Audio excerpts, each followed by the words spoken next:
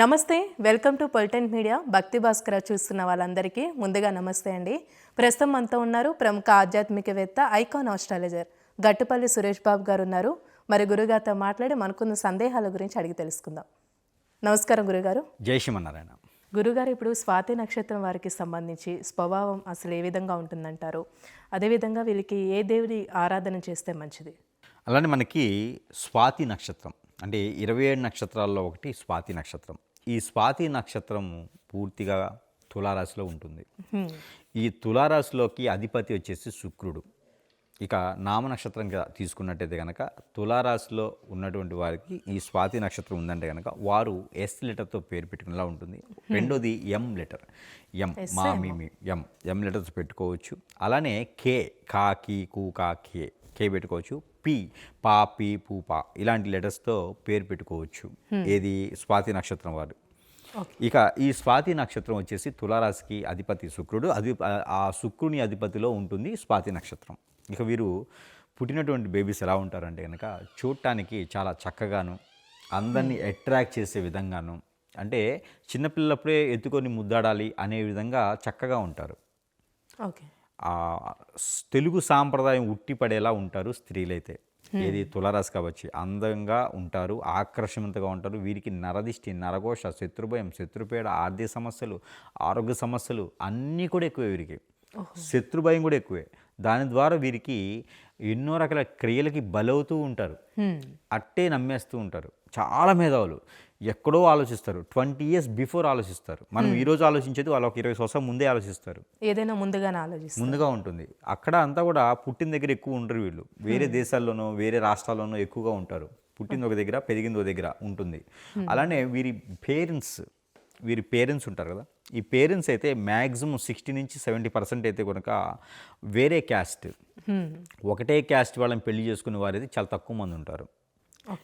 వేరే క్యాస్ట్ లేకపోతే వేరే కంట్రీ వేరే రాష్ట్రం ఇలాగా ఒక సంబంధం లేకుండా చేసుకుంటూ ఉంటారు.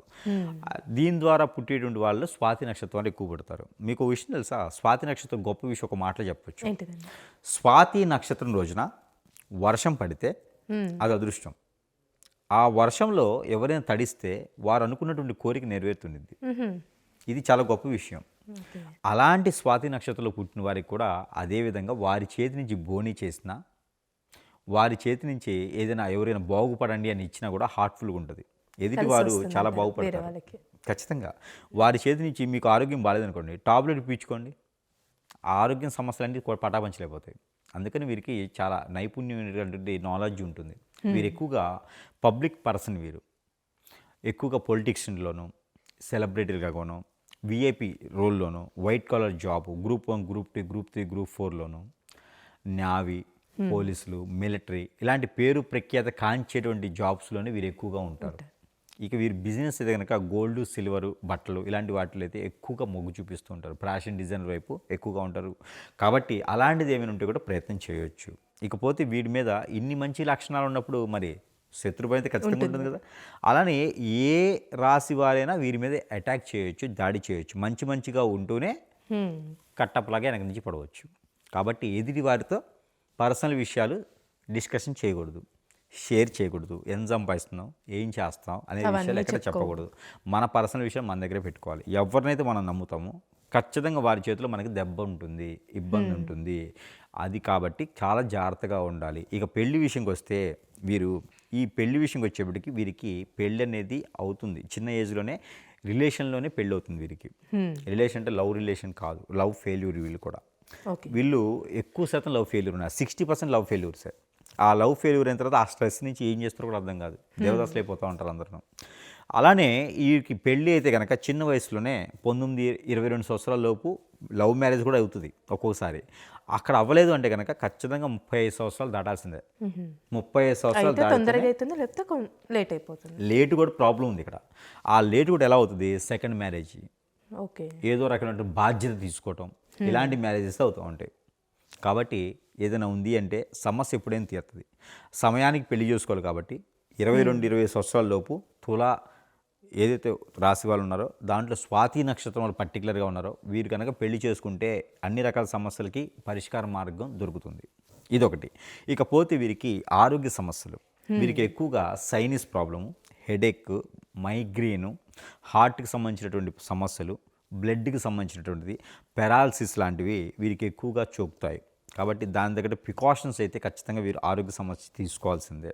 గురుగారు అయితే ఇప్పుడు స్వాతి నక్షత్రం వారికి సంబంధించి ఆర్థికంగా ఏ విధంగా ఉంటారంటారు? అలానే ఈ స్వాతి నక్షత్రం వారికి అసలు వారు పలాని జాబ్ చేయాలి కానీ, పలాని బిజినెస్ చేయాలని కానీ, అప్పు తీసుకురావాలని కానీ లేదు. ఎందుకంటే పూర్వీకుల ఆస్తులు వీరి దగ్గర బోల్డ్ ఉంటాయి. ఓకే. కొన్ని వీళ్ళు వదిలేసినవి ఉంటాయి, కొన్ని వీళ్ళు నమ్మని ఎక్కడో పెట్టేస్తారు. అనుకోవచ్చు ఎవరైనా, ఏం గురువు గారు మాది స్వాతి నక్షత్రం అని పుట్టిన దగ్గర నుంచి మాకు ఎలాంటిది ఏం ఆస్తులు లేవంటారు. అందరికీ కాదు, దానికి గోచారం అని ఉంటుంటుంది. మనం పుట్టిన సమయానికి గ్రహాలు ఏ స్థానంలో ఉన్నాయి దాని తగ్గట్టుగా అయితేనే ఆస్తులు ఉంటాయి. చంద్రుడికి శుక్రుడు, చంద్రుడికి కుజుడు, చంద్రుడికి గురువు కలిసి ఉన్నట్టయితే ఖచ్చితంగా వారికి పూర్వీకుల ఆస్తులు అవన్నీ ఖచ్చితంగా వస్తాయి. వీలునామాలు ఏదో ఒక రోజుకైతే వీళ్ళ దగ్గరికి వస్తాయి. అలానే చంద్రుడితో పాటు రవి కానీ, రాహు కానీ, కేతు కానీ ఉన్నారంటే పూర్వీకుల ఆస్తులు వస్తాయి. గొడవలు అవటం, ఫైర్ అవటం, సగం సగం రావడం జరుగుతూ ఉంటాయి. ఇక బుధుడు ఉన్నాడంటే పూర్తిగా మానేసుకోవడం ఇంక రావు. శని ఉన్న బుధుడు ఉన్న ఎవరితో? చంద్రుడితో. ఇంకా ఆ ఆస్తుల గురించి మర్చిపోవడమే. వెళ్ళామంటే మనల్ని కొడతారు, మనల్ని బదలం చేస్తారు. కాబట్టి అలాగా మనకి ఏ గ్రహం ఏ స్థానంలో చూసుకుంటే దానికి తగ్గట్టుగా ఆ ఒక రాశి నుంచి మనకు ఉపయోగాలు అనేది ఉంటుంది. ఇప్పుడు సంతాన పరంగా చూసుకున్నట్లయితే ఏ విధంగా ఉండొచ్చండి? అంటే ఎక్కువగా అబ్బాయిలు ఉంటారంటారా, అమ్మాయిల? ఇక్కడ వచ్చేటప్పటికి ఏంటంటే స్వాతి నక్షత్రం. ఈ స్వాతి నక్షత్రంలో శ్రమ పడకుండా, అంటే కలిసి వచ్చే కాలానికి నడిచొచ్చే కొడుకు.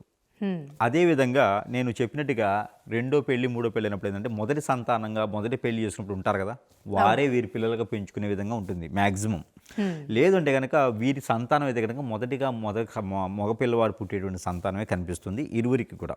స్వాతి నక్షత్రంలో ఉన్నటువంటి స్త్రీ పురుషులకు కూడా ఎక్కువ శాతం అయితే కనుక మగపిల్లలు పుట్టేటువంటి అవకాశం కనిపిస్తుంది. కాబట్టి ఇక వీరు లైఫ్లో ఎదిగేదానికి వీరు చేసే మంచి పనులు ఒకటి ఉంటాయి. ఎవరికైనా సహాయం చేసే గుణాలు ఉన్నాయి. కాబట్టి వీరికి ఇట్టే నమ్మేస్తారు ఎవరైనా. వీళ్ళు నమ్మేస్తారు, వాళ్ళు నమ్మేస్తారు. కాబట్టి వీరు అలా నమ్మించి మోసపూరితమైనటువంటి విషయాలకి దగ్గర అయ్యేసి అనవసరమైన దాంట్లో అప్పు తీసుకొచ్చి మరీ పెట్టుబడి పెట్టి నష్టపోతూ ఉంటారు. అలా నష్టపోయినప్పుడు వీరికి దేవుని అనుగ్రహం కావాలి. అలా నష్టపోయి ఉంటారు కదా, నష్టపోయినప్పుడు దేవుని అనుగ్రహం ఖచ్చితంగా కావాలి. వీరికి ఎక్కువ శాతం విష్ణు ఆలయాల్లో విష్ణుమూర్తి ఉంటారు. పరిహారాలు విష్ణుమూర్తి ఉంటారు. ఆ విష్ణుమూర్తికి ఎప్పుడైనా బుధ గురువారాల్లో అభిషేకం చేయించుకోవడం, సత్యనారాయణ స్వామివారి వ్రతం వచ్చుకోవడం, లక్ష్మీనరసింహ స్వామివారికి కళ్యాణం చేయించడం, ఆ ఒక ఏదైతే మంత్రోచ్చారణ ఉంటుందో సాయిబాబా గారిది కానీ దత్తాత్రేయ స్వామి గారి మంత్రోచ్చారణ పఠనం చేసుకోవటం, లలిత సహస్రనామం వినడం, రుద్రాభిషేకం చేసుకోవటం, అలానే ఆంజనేయ స్వామికి ఆకు పూజ చేయించడం లాంటివి అప్పుడప్పుడు చేస్తూ ఉంటే వీరికి చాలా మంచి జరిగేదానికైతే ఆస్కారం కనబడుతుంది. అయితే అండి వీరికి కలిసి వచ్చే వారం అనుకోవచ్చు, నెంబర్ అనుకోవచ్చు, రంగు అంటూ ఏంటండి? ఇకపోతే వీరిది స్వాతి నక్షత్రం. వీరికి గోల్డ్, సిల్వరు, పింకు కలర్ బాగుంటుంది. వీరికి అద్భుతం కలిసి వస్తుంది. ఇక వీరికి నెంబర్ వచ్చేసి 9, 6, 4 ఈ 3 నెంబర్లు కూడా వీరికి అద్భుతం కలిసి వస్తుంది. వీరికి వారం వచ్చేసి శుక్రవారం, అందులోనూ శుక్రవారం, గురువారం ఈ 2 వారాలు కూడా వీరికి అద్భుతంగా ఉంటుంది. ఇక కాబట్టి వీరికి లక్కీ నెంబర్ కూడా మేము చెప్పున్నాను. కాబట్టి ఇక వీరు పరిహారాల విషయం అయితే కనుక విష్ణు ఆలయంలో పులిహోర నైవేద్యంగా పెట్టాలి. ఈ పులిహోర నైవేద్యం చాలా మంచిది. అలానే శనగలు కానీ, బఠానీలు కానీ, గుగ్గిళ్ళు వండి బుధవారం లేదా గురువారం రోజున విష్ణు ఆలయంలో ఈ పులిహోర నైవేద్యం కానీ లేదా గుడాల నైవేద్యం కానీ పెడితే చాలా మంచిది. ఇంకా రైతులుగా ఉండేవారైతే కనుక పచ్చపెసలు గుగ్గిళ్ళుగా వండి అది నైవేద్యం పెడితే చాలా మంచి జరుగుతుంది వీరికి. ఇక అన్ని రకాల స్ట్రెస్, తలనొప్పి, హెడేక్, అలానే నరదిష్టి, నరఘోష పోయేందుకు ప్రయత్నం దిష్టి తీసుకోవాలి. ఏ రోజుకి ఆ రోజు నిమ్మకాయ, కొబ్బరి బొండ లేదా కొబ్బరికాయ లేకపోతే ఏదో రకమైన డ్రై ఫుడ్, ఫ్రూటో ఉంటే దాంతో దిష్టి తీసుకొని పడేవేయాలి బయట. అప్పుడు మీ మీద నెగిటివిటీ అంతా కూడా మీకు పటాపంచలేదానికైతే ఆస్కారం కనబడుతూ ఉంది. ఇక దీంతో పాటు ఈ యొక్క నక్షత్రం వారు ఎవరైతే ఉన్నారో వీరికి ఏదైనా జాతక ప్రకారంగా నక్షత్ర ప్రకారంగా అవ్వట్లేదండి, నేను అన్ని దోషాలు తీయించుకున్నానంటే వారి మీద తెలియకుండా మనకి మంచిగా ఉండేటువంటి శత్రువులే వారి మీద ఏదైనా చెడు క్రియ చేయించవచ్చు. ఆ చెడు క్రియ అయితే మాత్రం ఖచ్చితంగా తీయించుకోకపోతే ఏదైనా సమీపంలో ఉన్న గురువు దగ్గరికి వెళ్ళి ఆ చెడు క్రియ తీయించుకోకపోతే ఖచ్చితంగా ఇబ్బంది అయ్యేదానికి అవుతుంది. కాబట్టి చిన్న సమస్యలకి అయితే పరిష్కార మార్గం ఇవి చేసుకుంటే ఉపశమనం అయితే లభ్యపడుతుంది. చాలా చక్కగా తెలియజేశారండి, ధన్యవాదాలు.